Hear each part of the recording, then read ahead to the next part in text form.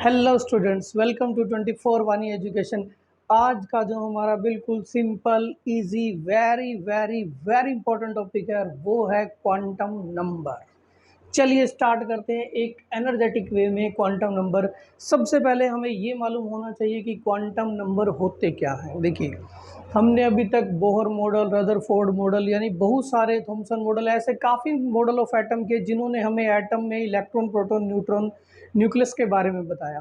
पर मेन जो हमारा पार्टिकल है जो केमिकल रिएक्शन के अंदर मेनली टेक पार्ट करता है वो है electron.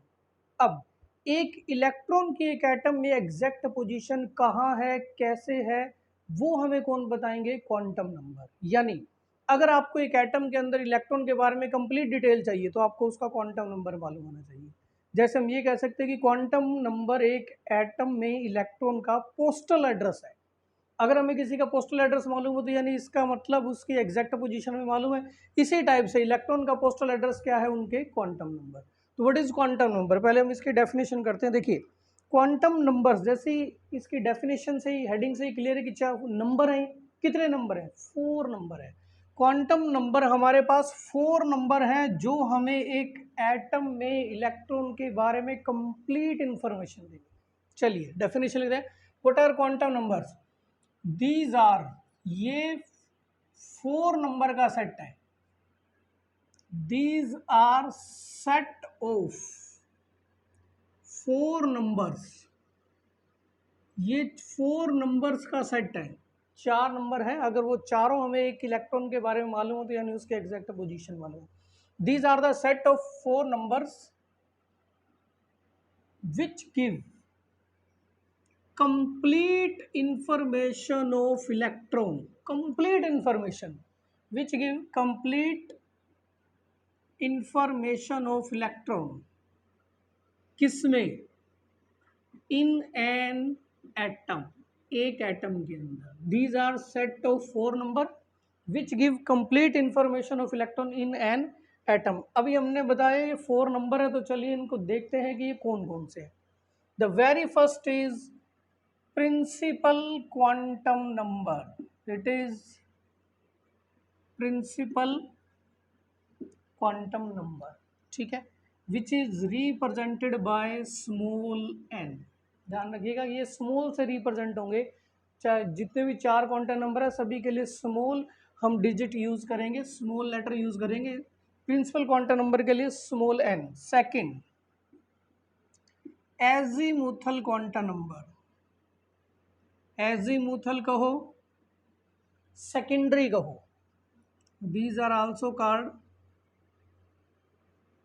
secondary, also called subsidiary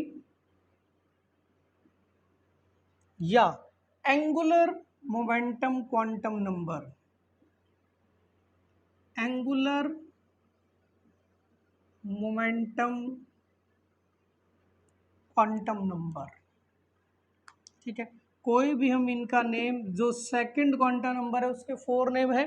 azimuthal कहो, एंगुलर क्वांटम नंबर कहो, सेकेंडरी कहो या सब्सिडरी कहो, these all are same and it is represented by small L. पर इसका जो मेन नेम है वो एजीमुथल क्वांटम नंबर ही चलता है।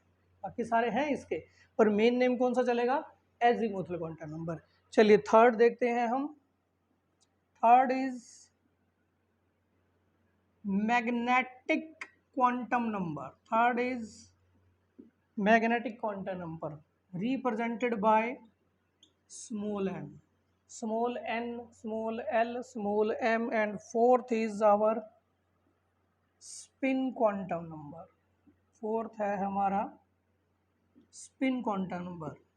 It is represented by S. देखिए ये 4 क्वांटम नंबर है, principal, azimuthal, magnetic and spin. अगर हमें एक एटम में इलेक्ट्रॉन के बारे में 4 क्वांटम नंबर की एग्जैक्ट वैल्यू मालूम है तो फिर हमें उसकी एग्जैक्ट पोजीशन, लोकेशन और सब कुछ उसके बारे में मालूम है। तो चलिए अब इनको डिटेल के अंदर डिस्कस करते हैं। जो हमारे पास 4 क्वांटम नंबर है, टर्न बाय टर्न सभी क्वांटम नंबर्स को हम डिटेल में डिस्कस करेंगे। तो सबसे पहले आएगा हमारे पास principal quantum number. Turn by turn चलेंगे, पहले principal, azimuthal, then magnetic and then spin quantum number. चलिए सिंपल वे है। इसके बेस पर काफ़ी न्यूमेरिकल पॉइंट भी कंसिडर होते हैं और वो न्यूमेरिकल भी हम पैरेलल करते जाएंगे। सबसे पहला the very first is principal quantum number. Principal quantum number किससे डिनोट होगा? स्मॉल एन से। देखो ठीक, हम सबसे पहले एक आइडिया लेते हैं कि एक एटम में इलेक्ट्रॉन की पोजीशन क्या हो सकती है। चलिए इसको हम रिलेट करते हैं हमारी इस वक्त खुद की पोजीशन से। आप जहां भी हैं अपनी पोजीशन को उससे रिलेट कीजिए। देखिए हम अर्थ पे बात करते हैं कि अर्थ पे हमारी पोजीशन कहाँ है। हमने लिया अर्थ। इस वक्त अगर हम देखें, जब भी हम स्टडी का जो हमारा टाइम रहेगा, जब ये लेक्चर आप देख रहे होगा, तो उस वक्त आपकी पोजीशन क्या होगी कंसिडर करना। अर्थ में हमें सबसे पहले एशिया में आना पड़ेगा, ठीक है, क्योंकि हम इंडिया में रहते हैं तो इंडिया एशिया का ही पार्ट है। अब एशिया में हमें इंडिया में आना पड़ेगा, ठीक है, और इंडिया में अब जो भी हमारी पोजीशन है, चाहे वो दिल्ली है, चाहे वो बेंगलोर है, चाहे मुंबई है, वो पोजीशन हम मेंशन करेंगे जैसे हमने दिल्ली मेंशन की, ठीक है। तो इस दिल्ली के अंदर अगर आपकी पोजीशन है, इसके अंदर आप रिजाइड कर रहे हो। अर्थ में हमने कैसे किया? अर्थ में एशिया है, एशिया में इंडिया, इंडिया में दिल्ली और दिल्ली में आप रहते हो, ठीक है। इसी टाइप से एक एटम में क्या होगा, पोजीशन इलेक्ट्रॉन की किस टाइप से हम बताएंगे। एटम में सबसे पहले होंगी शेल, शेल बनी होंगी, ठीक है। उन शेल के अंदर बनी होंगी सब शेल, शेल में सब शेल, और उन सब शेल के अंदर होंगे ऑर्बिटल, उन सब शेल में होंगे ऑर्बिटल, और उन ऑर्बिटल के अंदर जो इलेक्ट्रॉन होगा वो वहां स्पिन कर रहा होगा, मूव कर रहा होगा। ये इस टाइप से इलेक्ट्रॉन की पोजीशन होगी, ठीक है। चलिए अब हमने इनको पूरा डिटेल के अंदर क्वांटम नंबर से रिलेट करके बताएंगे। एटम में शेल होगी, शेल में सब शेल होंगी, सब शेल में ऑर्बिटल होंगे, और उन ऑर्बिटल के अंदर इलेक्ट्रॉन होंगे जो वहां स्पिन भी कर रहे होंगे, ठीक है। ये एक एटम के अंदर इलेक्ट्रॉन की हम कह सकते हैं एग्जैक्ट पोजीशन है। This is the exact position of electron in an atom. तो चलिए पहला क्वांटम नंबर देखो। ये जो फर्स्ट क्वांटम नंबर है ये हमें एक एटम में शेल के बारे में इंडिकेट करेगा कि इलेक्ट्रॉन किस शेल से बिलोंग करता है, ठीक है। इट टेल अबाउट, ये किसके बारे में बता रहा है? Principal quantum number tell about shell to which electron belong, किस शेल से इलेक्ट्रॉन बिलोंग करेगा, ये हमें कौन बताएगा? Principal quantum number. अगर मैंने ये कहा if value of small n is 1, it means electron are in first shell. एक एटम में इलेक्ट्रॉन फिर फर्स्ट शेल में होगा। और अगर मैंने कहा if value of n is 2, then electron are in second shell. Point clear हुआ? जो भी n का नंबर होगा वो उस इलेक्ट्रॉन की शेल की पोजीशन को इंडिकेट करेगा, यानी इलेक्ट्रॉन उस शेल के अंदर है। अगर मैंने कहा कि n एक इलेक्ट्रॉन है, एक इलेक्ट्रॉन e है और उसके लिए n की वैल्यू 5 है, तो it means that electron are in fifth shell, वो फिफ्थ शेल के अंदर होगा, ठीक है। सिंपल सी बात है, जो शेल का नंबर है उसी से ही इलेक्ट्रॉन की पोजीशन इंडिकेट होगी। फर्स्ट n1 है तो इलेक्ट्रॉन फर्स्ट शेल में है, 2 है तो 2, 3 है तो 3 एंड सो ऑन। अब यहाँ हम क्या करते हैं, थोड़ा बोहर मॉडल का यूज करते हैं। प्रिंसिपल क्वांटम नंबर हमें किसके बारे में बता रहा है? शेल के बारे में। ये हमें शेल के बारे में बता रहा है, और अगर हमें शेल के बारे में मालूम है तो फिर हम इलेक्ट्रॉन की एनर्जी भी निकाल सकते हैं। By using Bohr model of atom energy निकाल सकते हैं, इलेक्ट्रॉन की वेलोसिटी निकाल सकते हैं, स्पीड, रेडियस, ये सब कुछ निकाल सकते हैं। चलिए अब ये बातें भी सारी किससे जुड़ जाएंगी? प्रिंसिपल क्वांटम नंबर से। पहला था कि हम इसमें किस शेल से इलेक्ट्रॉन बिलोंग करता है वो पता कर लेंगे। इट टेल अबाउट, ये प्रिंसिपल क्वांटम नंबर है, it tell about energy of electron,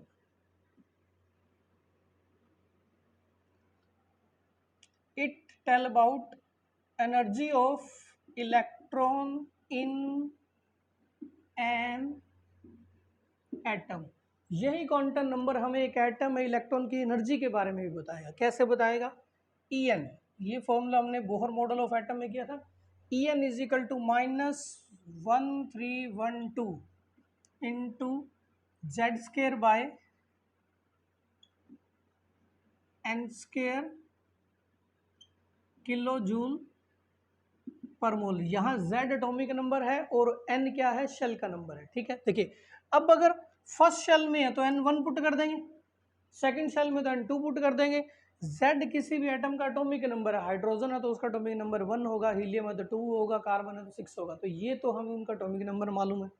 ये कांस्टेंट वैल्यू, अगर फर्स्ट शेल है तो N1 पुट करेंगे, सेकंड है तो 2 पुट करेंगे, थर्ड है तो 3 पुट करेंगे, तो एनर्जी निकल जाएगी। मान लो मैं अगर ये कहूँ हाइड्रोजन के एटम में फोर्थ शेल में जो इलेक्ट्रॉन है उसकी एनर्जी फाइंड आउट कीजिए।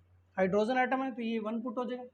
ठीक है, इसको 1 पुट कर देते हैं तो ये कितना आ जाएगा हमारे पास? 1 का स्क्वायर आ जाएगा। फोर्थ शेल में इलेक्ट्रॉन की एनर्जी, तो n को हम क्या पुट कर देंगे? 4 पुट कर देंगे तो 4 का स्क्वायर होगा। तो यानी ये वैल्यू बन जाएगी -1312 by 16 kilo joule per mole. Exact value हम फाइंड आउट कर सकते हैं। तो इसकी हेल्प से, फर्स्ट क्वांटम नंबर की हेल्प से हमने एक एटम में इलेक्ट्रॉन की कितनी एनर्जी है उसको भी हम काउंट कर सकते हैं। अब दूसरा, ये न्यूक्लियस है, ये फर्स्ट शेल है, ये थर्ड सेकंड शेल है, थर्ड शेल है। इसी टाइप से फर्स्ट शेल सेकंड शेल में इलेक्ट्रॉन हो गए।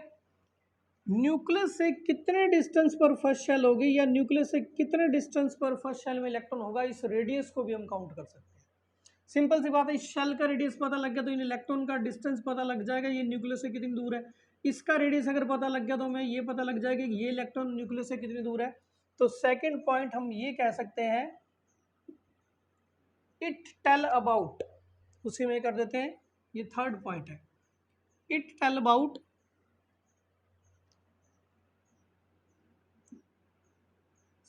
size of shell in which electron is present. It tell about size of shell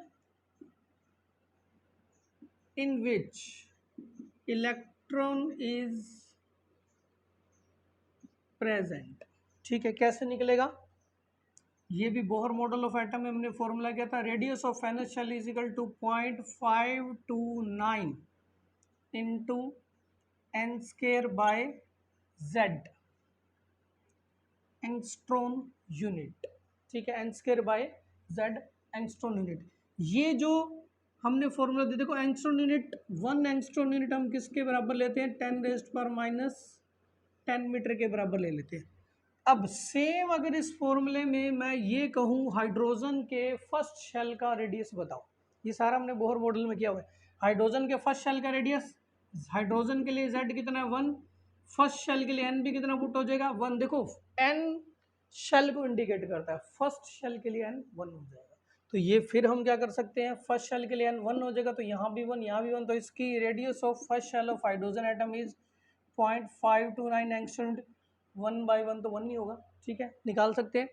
यानी पहले देखिए बोहर मॉडल ऑफ एटम को आप एक बार अगर देखकर अगर इसको चेक करोगे तो और भी इजी लगेगा।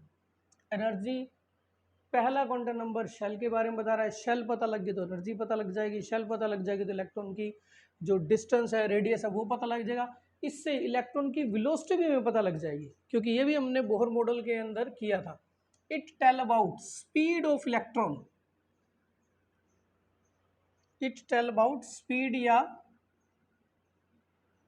Velocity of electron in an atom, उसका भी हमारे पास फॉर्मूला है। Velocity in nth shell is equal to 2.188 into 10⁻⁶ into Z by N meter per second. 2.188 into 10⁻⁶ Z by N meter per second. अब सेम वही situation हम clear करेंगे। Hydrogen के फर्स्ट शेल में इलेक्ट्रॉन की वेलोसिटी, तो N को 1 put करेंगे, 2.188 इंटू 10⁻⁶ इंटू फर्स्ट शेल के लिए एन को पुट किए, यहाँ एन को 1 पुट किया तो यहाँ भी एन पुट होगा।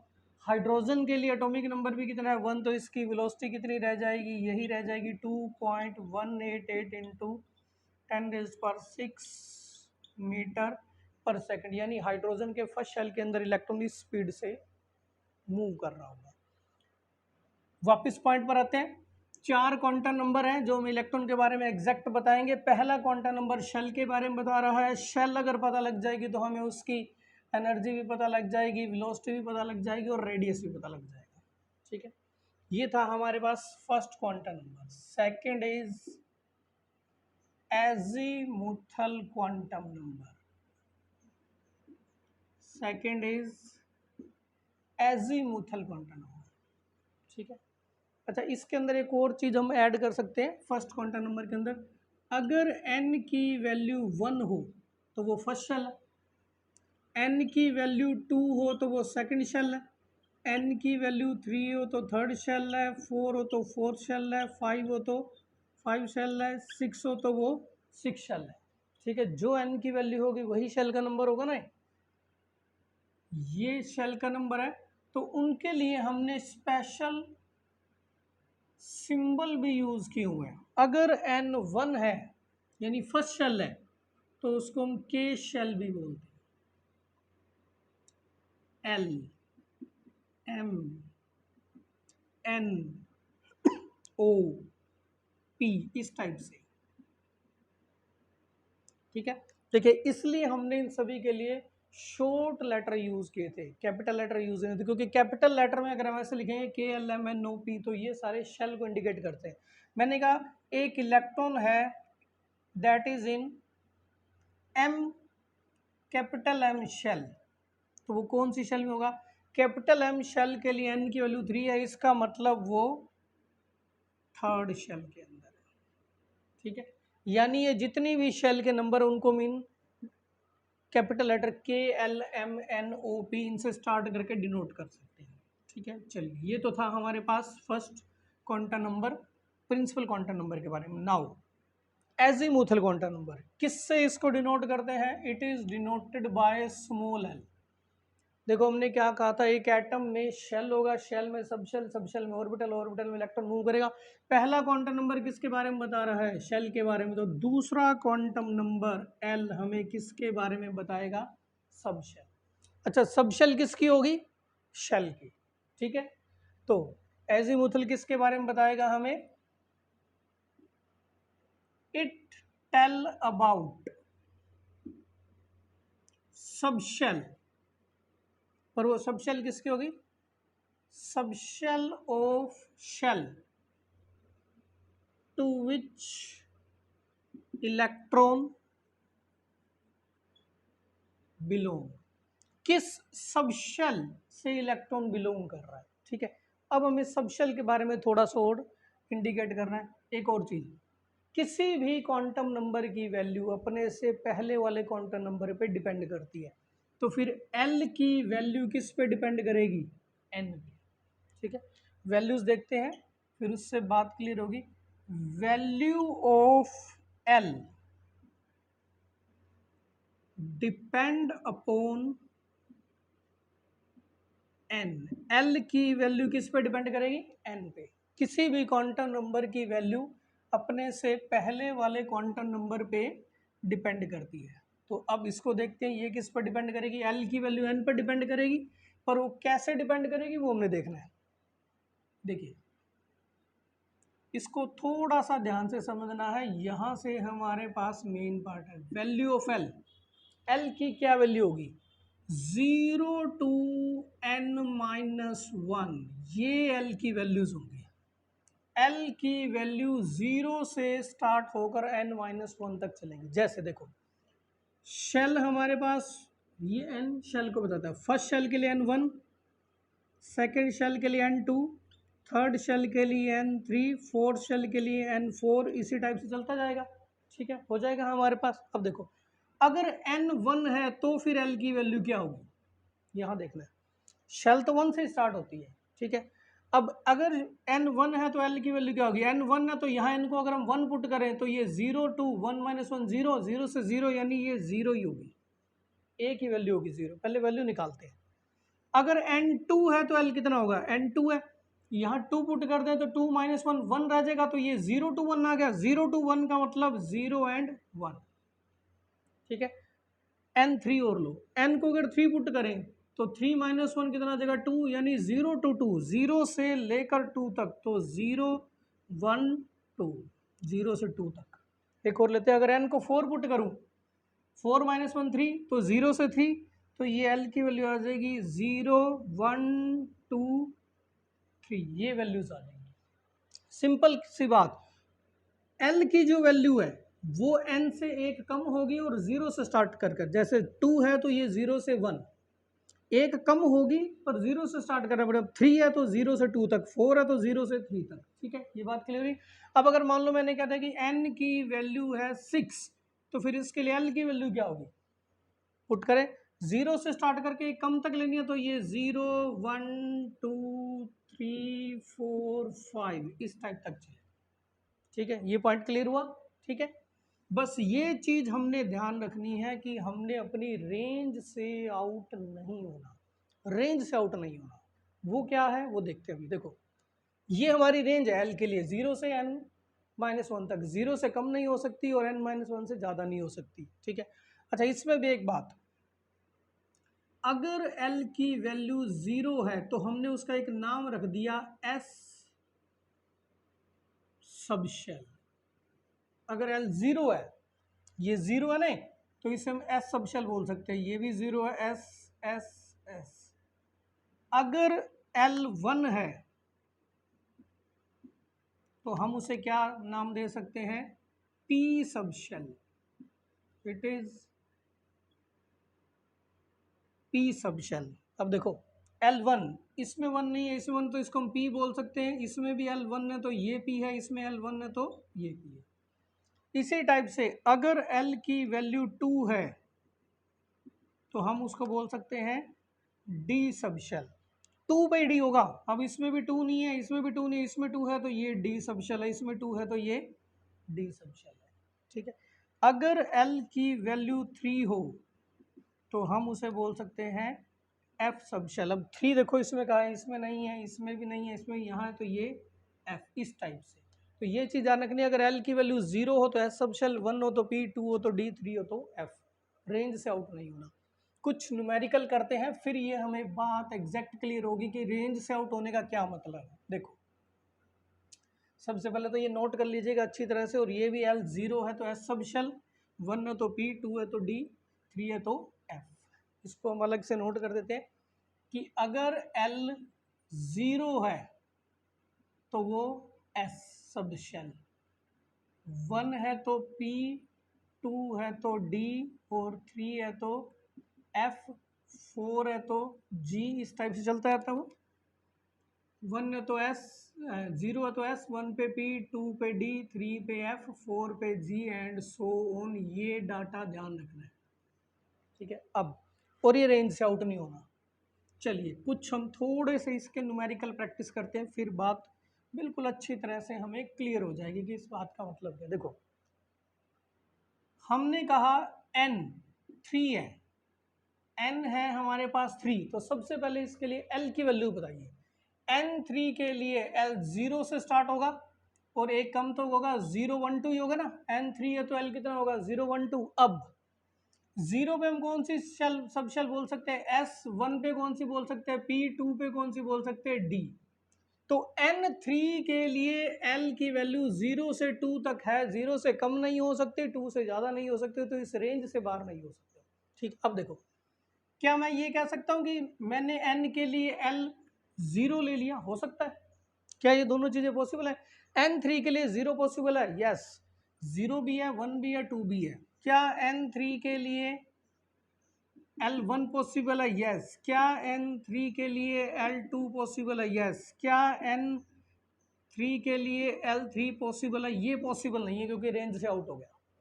0 1 2 3 कुछ भी ले सकते हैं, N3 के लिए 0 भी ले सकते हैं, ये 1 भी ले सकते हैं, 2 भी ले सकते हैं, पर अब इनका एक नेम भी होगा। कैसे, जो N की वैल्यू है उसको तो वही रखो, 3 को 3, L 0, 0 पे हम क्या लिख सकते हैं, S, तो इसका नाम हो जाएगा 3S।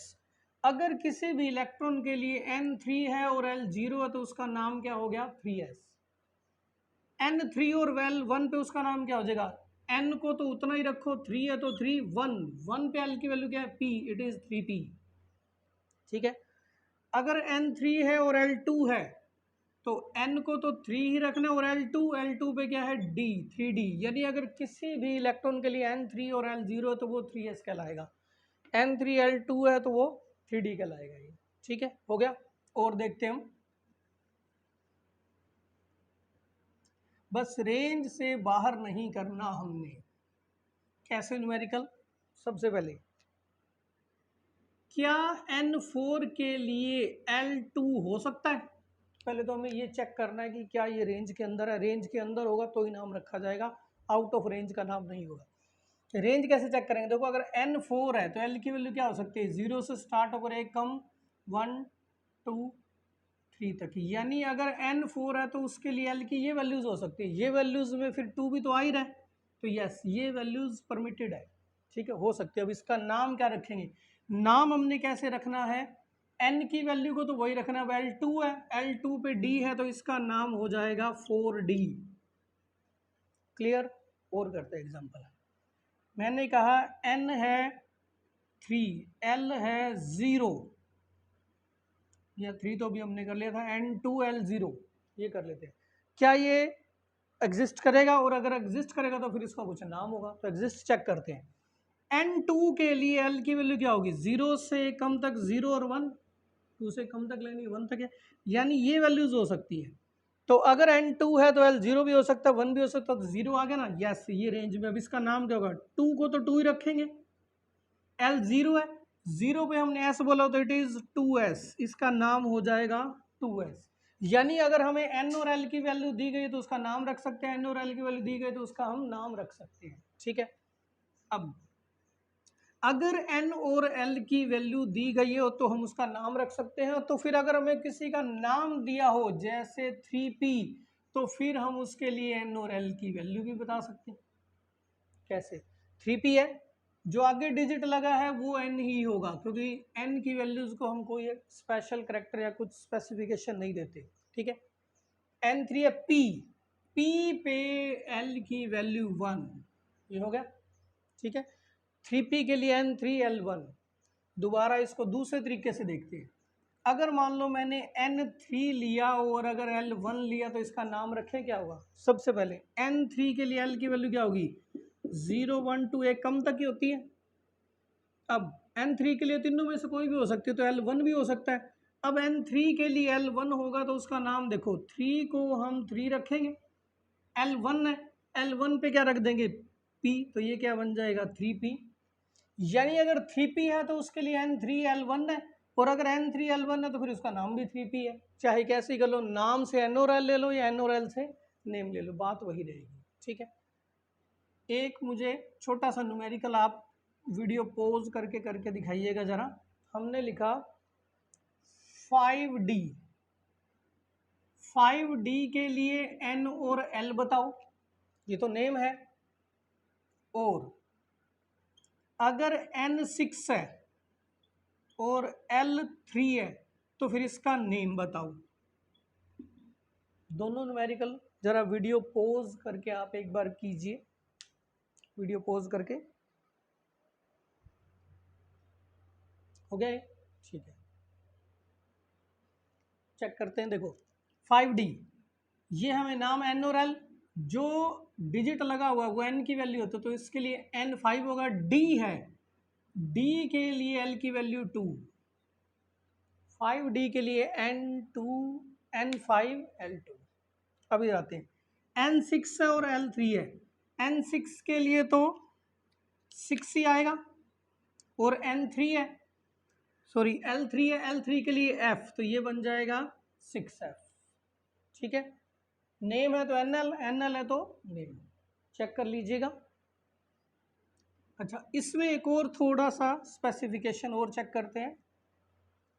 मैंने कहा 3F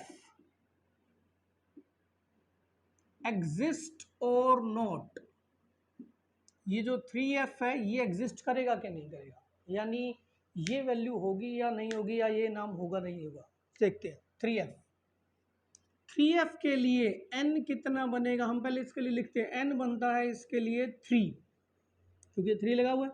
और l कितना बनेगा, f है नहीं, f के लिए l की वैल्यू भी 3 लिखनी पड़ेगी। अब क्या n3 के लिए l3 हो सकता है?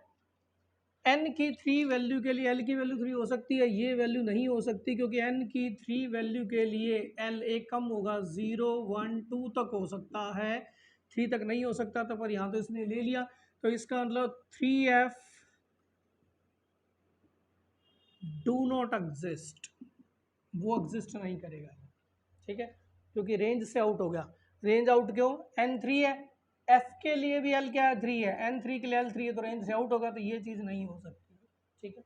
और देखते हैं एग्जिस्ट और नोट वाले में भी हम 2-3 इकट्ठे एग्जांपल देते हैं। हमने कहा 2d 1s 3p और 1f, इनमें से कौन से एग्जिस्ट करेंगे और कौन से एग्जिस्ट नहीं करेंगे। तो सभी के लिए पहले हम n और l की वैल्यू लिख लेते हैं। देखो n तो सभी का इजी है, जो आगे डिजिट लगा हुआ है इसका n2 है, इसका n1 है, इसका n3 है और इसका n1 है, ठीक है। l की वैल्यू, d पे l की वैल्यू कितनी है, 2, d पे l की वैल्यू 2, s पे l की वैल्यू 0, p पे l की वैल्यू 1, f पे l की वैल्यू 3। अब हमें चेक करना है कि क्या n2 के लिए l2 हो सकता है, n2 के लिए l2 नहीं हो सकता, एक कम वैल्यू होती है। n2 के लिए l 0 या 1 होगा, एक कम होता है, ठीक है। क्या ये 1 के लिए 0 हो सकता है, यस, एक कम भी है नहीं, तो 1s एग्जिस्ट करेगा, 2d एग्जिस्ट नहीं करेगा। क्या n3 के लिए l1 हो सकता है, यस, एक कम तक हो ही सकता है। n3 के लिए ये 0 भी हो सकता है, 1 भी हो सकता है, 2 भी हो सकता है, तो 1 वैल्यू आ गई तो ये होगा, यानी 3p भी होगा। अब 1f, क्या n1 के लिए n3 हो सकता है, नहीं, n1 के लिए तो l सिर्फ एक कम यानी 0 ही होगा, तो ये 3 तक तो पॉसिबल ही नहीं है, तो ये भी एग्जिस्ट नहीं करेगा, ठीक है। बात क्लियर है, ध्यान से करना है। आपने n के लिए पहले l की वैल्यूज देख लेनी, कहाँ रेंज क्या है उनकी। अब जो भी हमें वैल्यू दी गई, क्या वो रेंज से बाहर है, रेंज से बाहर है तो एग्जिस्ट नहीं करेगी, रेंज में है तो वो एग्जिस्ट कर जाएगी, ठीक है। ये था हमारे पास एजीमुथल क्वांटम नंबर, क्लियर। देखो इसका एक नाम हमने एंगुलर मोमेंटम क्वांटम नंबर भी लिखा हुआ है, एक नाम एजीमुथल सेकेंडरी सब्सिडरी या एंगुलर मोमेंटम क्वांटम नंबर। वो इसलिए लिखा हुआ है क्योंकि ये हमें एंगुलर मोमेंटम ऑफ इलेक्ट्रॉन के बारे में भी बताएगा। Angular momentum of electron is given by formula root L L plus 1, root L L plus 1 h by 2 pi, या इसी फॉर्मूले को थोड़ा सिंप्लीफाई किया है, कुछ फर्क नहीं है, l plus 1 h cut, h पे कट लगा दिया। यहाँ h कट की क्या वैल्यू है, h कट, इसी वैल्यूज को ही हमने h कट लिखा ना, तो h कट की वैल्यू क्या है, h ओवर 2 पाई, ठीक है। जैसे ये हमारे पास ऑर्बिटल एंगुलर मोमेंटम, इसको हम बोलते हैं orbital angular momentum, root L L plus 1 h cut. जैसे अब हमें क्वेश्चन करते हैं, calculate orbital angular momentum of 1s 2s 3s and इन तीनों के लिए निकालना। तो सब देखो 1s 2s 3s, इन सब के लिए n और l की वैल्यू लिखते हैं। n की वैल्यू 1 2 3 आ गई, जो आगे वैल्यू होती है वही n की वैल्यू है, 1 है तो 1, 2 है तो 2, 3 है तो 3। अब तीनों के लिए ऐसा लगा हुआ नहीं, s पे l की वैल्यू क्या है, 0, तो सभी के लिए l कितना है, 0। तो इस फॉर्मूला में पुट करेंगे तो 0 0 अगर किसी वैल्यू को मल्टीप्लाई करेगा तो 0 होगा, तो इन तीनों का जो ऑर्बिटल एंगुलर मोमेंटम है वो क्या है, 0 है, ठीक है। ये क्लियर हुआ। एक और क्वेश्चन करते हैं हम। यानी जितने भी एस वाले सब शेल वाले होंगे, 1s हो चाहे 2s हो चाहे 3s हो, सबका ऑर्बिटल एंगुलर मोमेंटम 0। फिर मैंने कहा calculate orbital angular momentum of 1 2p, क्योंकि 1p नहीं होता, 3p 4p एंड सो। तो इनके लिए भी 2p के लिए, 3p के लिए, 4p के लिए, सबके लिए n और l की वैल्यू लिखते हैं। देखो n तो क्या होगा, जो आगे डिजिट लगे हैं 2 3 4, l p है, p पे l की वैल्यू 1, सभी के लिए p पे l की वैल्यू 1 है। अगर l की वैल्यू 1 है तो orbital angular momentum is root, l को 1 पुट कर देंगे, 1 1 plus 1 h cut, 1 plus 1 2, it is root 2 h cut. ये वैल्यू होगी सभी के लिए, क्योंकि इन चाहे 2p हो चाहे 3p हो चाहे 4p हो, जो ऑर्बिटल एंगुलर मोमेंटम वो एल पे डिपेंड करता है, उन तीनों का एल सेम है, तो सबका एंगुलर ऑर्बिटल एंगुलर मोमेंटम भी क्या होगा, सेम होगा। तो इस टाइप से हम किसी का भी ऑर्बिटल एंगुलर मोमेंटम निकाल सकते हैं। तो ये था हमारे पास second quantum number, azimuthal quantum number. ठीक है, रेंज से बाहर नहीं जाना। फिर मैं थोड़ी सी एक प्रैक्टिस बता दूं। एक तो ये वैल्यू जब भी क्वांटम नंबर की कोई न्यूमेरिकल करना तो ये वाली वैल्यू साइड पे लिख लीजिए। अब अगर मैंने एकदम क्विकली ये कहा कि अगर n4 है और l1 है तो बताइए इसका नाम क्या होगा। तो n4 है तो आप 4 पुट कर दीजिए, l1 है, l1 पे p पुट कर दिए तो इट इज 4p, क्विक हो जाएगा नहीं। ठीक है, थर्ड है हमारे पास, third quantum number is magnetic quantum number. Third quantum number is magnetic quantum numbers represented by small m। वापिस फर्स्ट क्वांटम नंबर हमें किसके बारे में बता रहा था, शेल के बारे में, small m principal quantum number. दूसरा एजीमुथल सब शेल के बारे में बताएगा, स्मॉल l। तो फिर तीसरा हमें किसके बारे में बताएगा, ऑर्बिटल की किस सब शेल के किस ऑर्बिटल में इलेक्ट्रॉन है, और इसको हम रिप्रेजेंट कर देंगे स्मॉल m से। प्रिंसिपल शेल के बारे में, एजीमुथल सब शेल के बारे में, मैग्नेटिक ऑर्बिटल के बारे में। ठीक है, अब ऑर्बिटल एक्चुअल में क्या चीज है कि एक एटम में इलेक्ट्रॉन क्लाउड किस टाइप से मूव कर रहा है या इलेक्ट्रॉन कहाँ ज़्यादा मूव कर रहा है, वही ऑर्बिटल है। तो हम इसको थोड़ा एक साइंटिफिक लैंग्वेज हो तो इस टाइप से लिखेंगे, फिर एक सिंपल लैंग्वेज में लिखते हैं। इट टेल अबाउट, पहले तो simple orbital, it tell about orbital. अब ऑर्बिटल किसका होगा, सबशेल का, orbital of subshell to which electron belong. It tell about orbital of subshell to which electron belong. अब या आप ये लिख सकते हो इस ऑर्बिटल की जगह, it tell about orientation of electron cloud, orientation of electron cloud in space. देखो एक एटम में इलेक्ट्रॉन का जो क्लाउड है, यानी इलेक्ट्रॉन के मिलने के चांसेस जहां सबसे ज्यादा होंगे ना, वही ऑर्बिटल है। ठीक है, तो डायरेक्ट ये कह सकते हो कि ये हमें ऑर्बिटल के बारे में बताएगा या इलेक्ट्रॉन कहाँ ओरिएंटेशन कर रहा है उसके बारे में बताएगा। ठीक है, सिंपल सा लैंग्वेज ले लीजिए कि ये हमें किसके बारे में बता रहा है, ऑर्बिटल के बारे में। ठीक है, चलिए अब इससे एक और पॉइंट निकलेगा, मैग्नेटिक क्वांटम नंबर की वैल्यू किस पर डिपेंड करेगी। हमने बताया था किसी भी क्वांटम नंबर की वैल्यू अपने से पहले वाले क्वांटम नंबर पे डिपेंड करेगी। तो फिर m की वैल्यू किस पे डिपेंड करेगी, l पे। ठीक है, देखते हैं, value of m depend upon l। m की वैल्यू किस पर डिपेंड करेगी, value of m depend upon l, l पे डिपेंड करेगी। कैसे डिपेंड करेगी, l की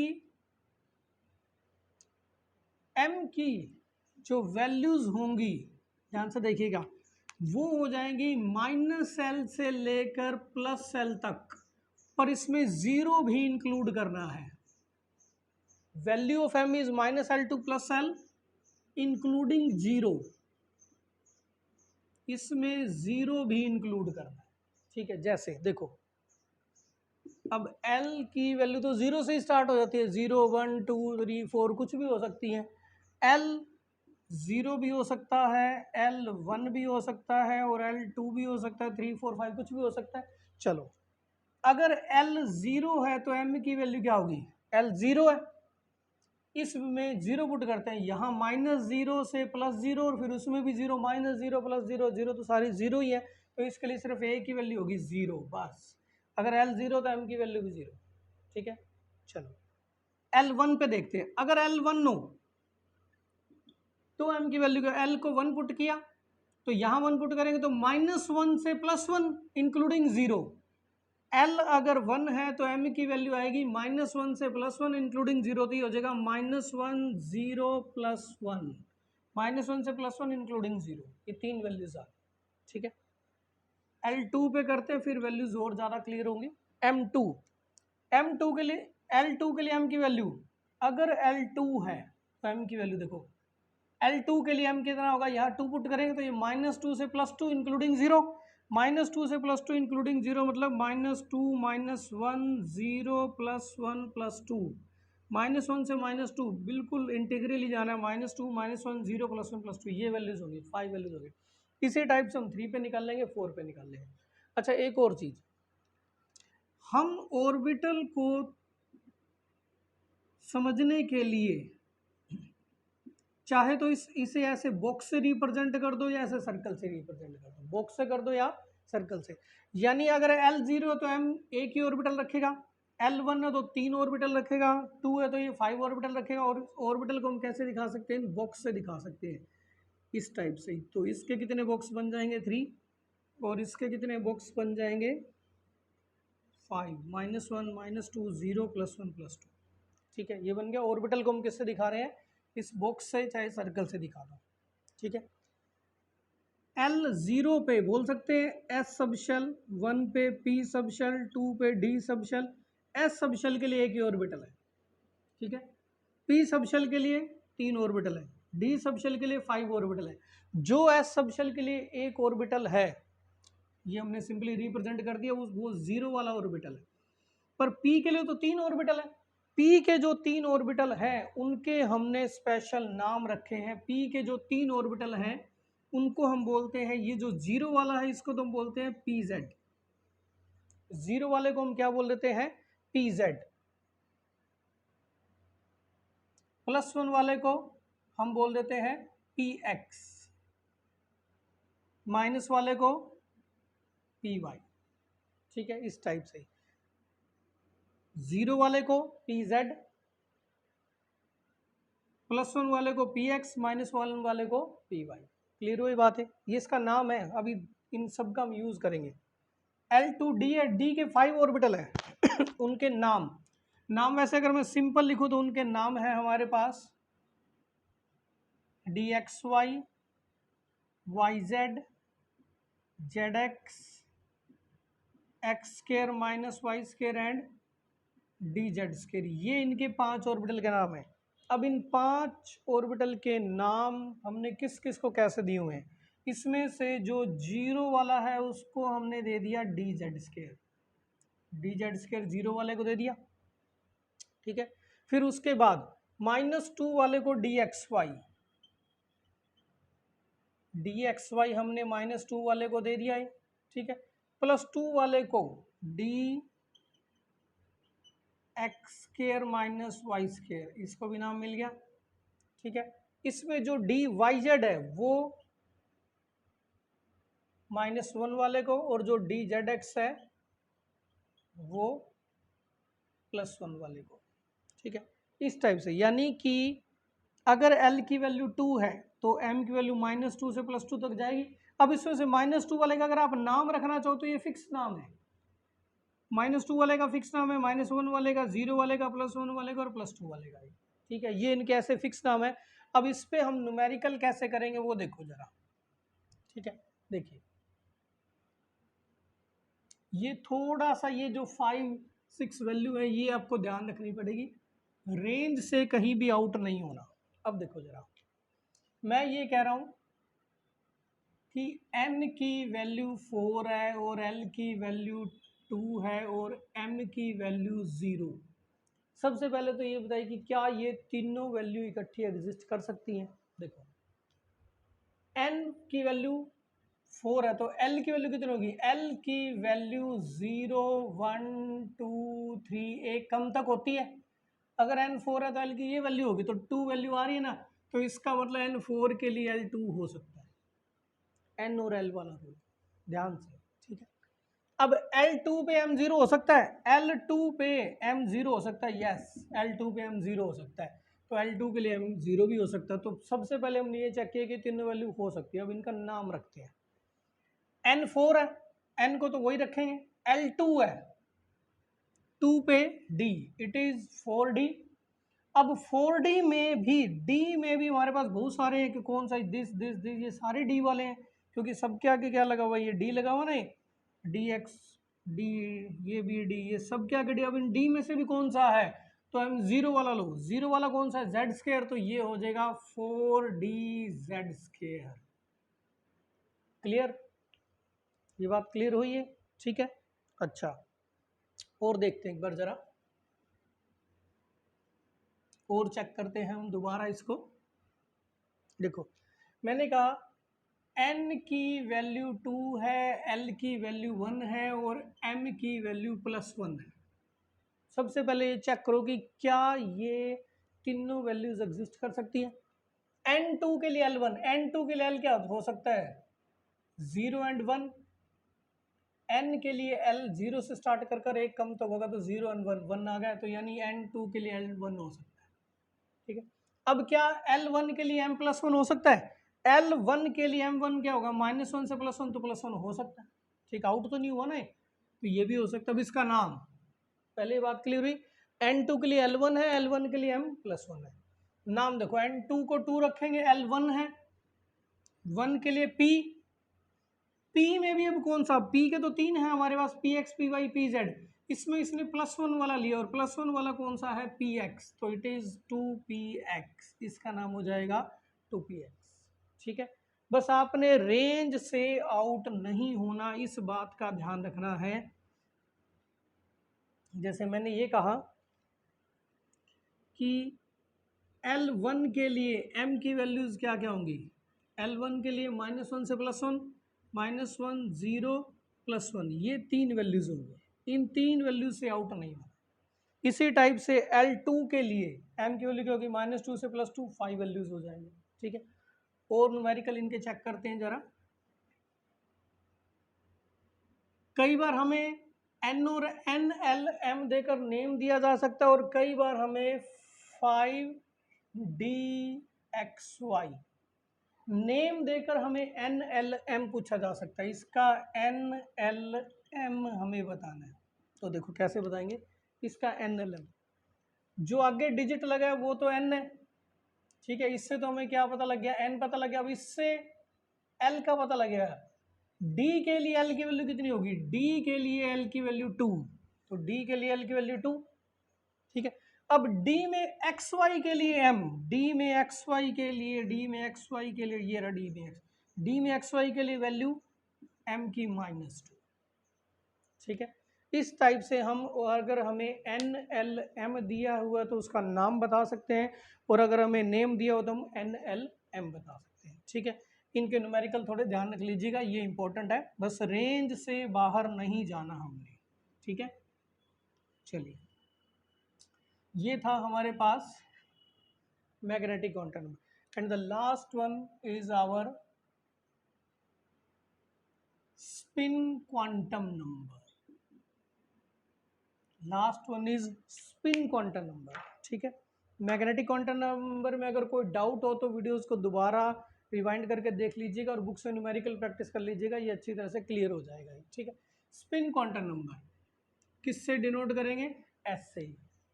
पहला क्वांटम नंबर प्रिंसिपल हमें शेल के बारे में बता रहा है, दूसरा सब शेल, फिर तीसरा ऑर्बिटल, फिर फोर्थ जो स्पिन क्वांटम नंबर है वो हमें किसके बारे में बताएगा कि एक ऑर्बिटल में इलेक्ट्रॉन किस टाइप से स्पिन कर रहा है, मूव कर रहा है, ठीक है।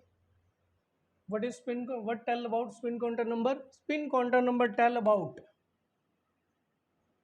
direction of spin of electron. Direction of spin of electron. पर अब इसमें भी एक पॉइंट, इलेक्ट्रॉन दो टाइप से मूवमेंट कर रहा है एक एटम के अंदर। कैसे? मान लो मैंने कहा कि ये न्यूक्लियस है, ठीक है, फिर हमने ये इंडिकेट किया कि ये हमारे पास इलेक्ट्रॉन है, ठीक है।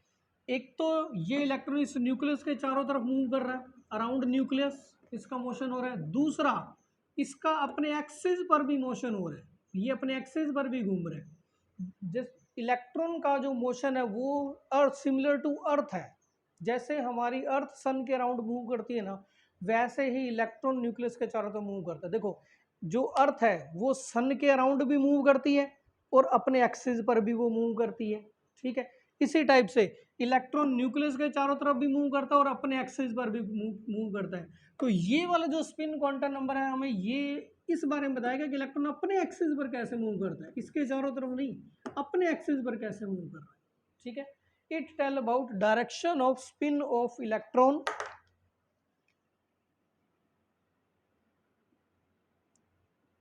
about its own axis, about its own axis, कि ये अपने एक्सिस पर कैसे मूव कर रहा है, ये ध्यान रखिएगा।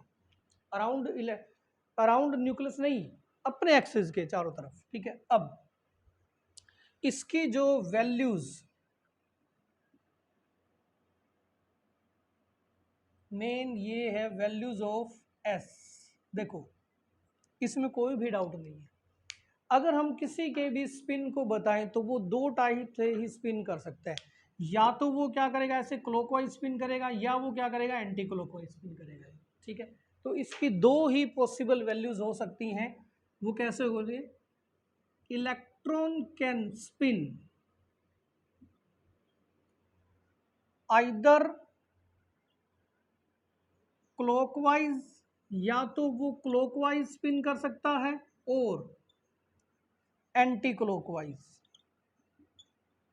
या वो एंटी क्लॉकवाइज स्पिन कर सकता है। अब इसके लिए हमने दो ही वैल्यूज परमिट की, एस की हम दो ही वैल्यूज लेंगे, चाहे तो हम +½ सेलेक्ट कर लें या -½ सेलेक्ट कर लें, ठीक है। ये दो, ये इन्हीं दोनों को हम क्लॉकवाइज और एंटी क्लॉकवाइज के लिए यूज़ करेंगे। पर इसमें ये स्पेसिफिक नहीं कि +½ क्लॉकवाइज है या -½ एंटी क्लॉकवाइज है, ये कोई ज़रूरी नहीं है। आप क्लॉकवाइज के लिए +½ ले सकते हो, क्लॉकवाइज के लिए -½ ले सकते हो, एंटी क्लॉकवाइज के लिए +½ ले सकते हो, एंटी क्लॉकवाइज के लिए -½ ले सकते हो। पर अगर क्लॉकवाइज के लिए +½ है तो फिर एंटी क्लॉकवाइज के लिए -½ अगर क्लॉकवाइज के लिए -½ है तो फिर एंटी क्लॉकवाइज के लिए +½ ये ऐसा इसलिए क्योंकि क्लॉकवाइज या एंटी क्लॉकवाइज व्यू पॉइंट पे डिपेंड करता है। वो डिपेंड करता है कि आप उसे व्यू कहाँ से कर रहे हैं। जैसे अभी ये जो मूवमेंट मैं आपको शो कर रहा हूँ ये आपके लिए क्लॉकवाइज है, पर ये मेरे लिए एंटी क्लॉकवाइज है, ठीक है। कैसे? अभी ये क्लॉकवाइज है ना, मैं इसी को ही मूव करता हुआ डायरेक्शन में अगर रोटेट कर दे तो अब देखो ये एंटी क्लॉकवाइज बन गई, और अब ये एंटी क्लॉकवाइज है, और जैसे ही मैं यहाँ मूवमेंट पे आया तो अब ये आपके लिए क्या बन गई, क्लॉकवाइज बन गई। तो व्यू पॉइंट पे डिपेंड करता है, तो आप इसकी दोनों में से कोई भी वैल्यू सेलेक्ट कर सकते हैं, ठीक है। कैसे देखते हैं हम इसकी वैल्यूज को जरा। एस की तो दो ही वैल्यू है, क्लॉकवाइज +½ लो या -½ लो, एंटी क्लॉकवाइज +½ लो या -½ लो। अब इसका जो न्यूमेरिकल किस टाइप से करते हैं वो देखिए जरा। मैंने कहा 4DZ², इसके लिए N, L, M और S की वैल्यू बताइए 4DZ² के लिए। देखिए 4DZ² के लिए जो N जो डिजिट है वो तो 4 ही रहेगा, N जो डिजिट है वो N की वैल्यू होती है। अब D है, ये N की वैल्यू है, ये L की वैल्यू है, LD है, L इसमें D है तो वैल्यू फाइंड आउट हो जाएगी 2, इसके लिए 2 हो गया। अब D में भी Z², और उस डाटा को चेक करो, D में जो Z² था वो M 0 पे आया था, 0 पे लगवाया था, D Z² M किस पर लगवाया था, 0 पे लगवाया था, ठीक है। तो ये 0 हो जाएगा। अब एस की वैल्यू अगर आपने लिख दी प्लस हाफ तो भी ये करेक्ट है, ठीक है। अगर ये वैल्यू आपने एस की प्लस हाफ लिख दी तो भी करेक्ट है, और एस की वैल्यू अगर आपने माइनस हाफ लिख दी तो भी ये करेक्ट है। इन दोनों में से कोई भी वैल्यू ले, ये इसके लिए सारी वैल्यूज हो जाएंगी, ठीक है। इस टाइप से और न्यूमेरिकल देखते हैं हम इसका जरा, इसके और न्यूमेरिकल हम प्रैक्टिस करते हैं। मैंने कहा क्या n3 लिया हमने, l2 लिया हमने, m-1 लिया और s हमने लिया +1, क्या ये वैल्यू चारों आपस में एग्जिस्ट कर सकती है? देखो सबसे पहले n3 के लिए l2, क्या n3 के लिए l2 हो सकता है? यस, n3 के लिए l की वैल्यू होंगी 0, एक कम तक होगी, इसकी एक कम तक होगी 0 1 2, तो यस 2 ले लिया, तो ये वैल्यूज तो सही है, ठीक है। अब L2 के लिए m-1, L2 के लिए m क्या हो सकता है? -2 -1 0 +1 +2, ये हो सकता है। तो ये इसने -1 वैल्यू ले ली, तो ये वाला डाटा भी हमारा सही है, ठीक है। n3 के लिए L2 हो सकता है, L2 के लिए m-1 हो सकता है। क्या m-1 के लिए s प्लस हाफ हो सकता है? s की तो हमने दो ही वैल्यू बताई है, या तो प्लस हाफ या माइनस हाफ, इधर +1 दिया हुआ है। क्या m-1 के लिए s+1 हो सकता है? s तो +1 हो ही नहीं सकता, वैल्यूज ही दो हैं, या प्लस हाफ है या माइनस हाफ है, तो ये चीज़ एग्जिस्ट नहीं कर सकती। तो इसका मतलब ये चारों क्वांटम नंबर एग्जिस्ट नहीं कर सकते, क्योंकि चारों को ही सही होना जरूरी है, ठीक है। किस लिए नहीं है? क्योंकि यहाँ फॉल्ट है। अब अगर मैं मान लो, इसको नोट कर लिया, मान लो यहाँ मैं ये कर दूँ, इसकी जगह +1 की जगह प्लस हाफ कर दूँ, अब ये ठीक है, क्योंकि m की किसी भी वैल्यू के लिए s को चाहे प्लस हाफ लिखो चाहे माइनस हाफ लिखो, वो वैल्यू उसकी एग्जिस्ट करेंगी, ठीक है। ये बात क्लियर हुई।